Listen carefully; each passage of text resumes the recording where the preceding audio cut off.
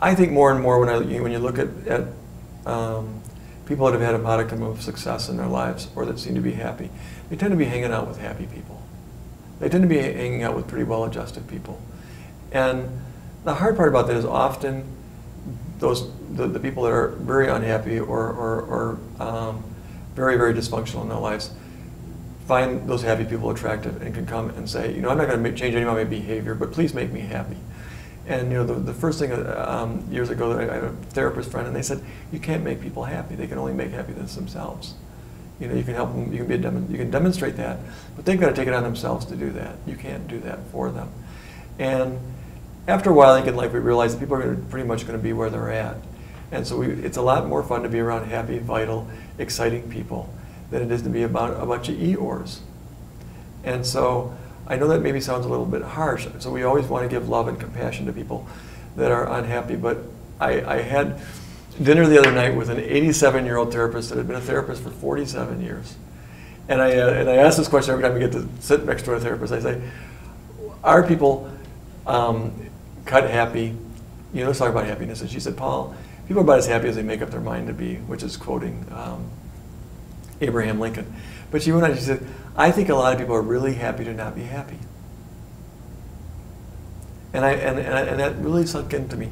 I've had a lot of people in my life that are very happy to not be happy. You know, you come and you say, oh boy, this great thing happened today, and they say, oh yeah, but tomorrow's going to rain. Or it's a beautiful sunny day, oh yeah, you're going to get a sunburn. Or, oh boy, it's so great, it's 90 degrees, I love this night. Yeah, but you know what, you're going to, you know, it's sweaty and it's hot and muggy. It's like, shoot, I don't need that. You know, but they like doing that. I mean, it's like they want to give that polar response. And so I think right association makes a lot of sense. Also, I just had lunch with a woman that spent her as a PhD, I think, in poverty studies. And she's found that if you look at poverty, the roots of poverty is if you live in a poverty situation or you're in a situation where you have had generational poverty, all the people you're hanging out with, most of them have never had an education. You don't know anybody that's had an education. The only people you know that have an education is a teacher, and the teacher's not very nice to you. So why would you want to do that? You know, she's not nice or he's not nice. And so your whole life is, how do I make it through today? So you do anything you can to make it through the day. So if it's using the welfare system, if it's being less than ethical in the way you manipulate your environment, you get by. You do everything you can to get by. And nobody's thinking long term.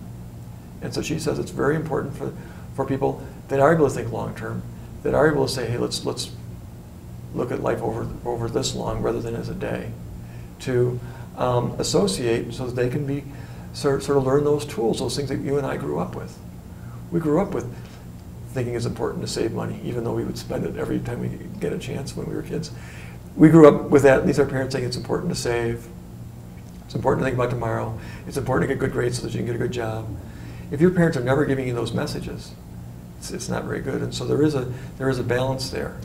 And so I think we do have a obligation to help people that need to be helped, but we cannot do it for them. They have to do it themselves.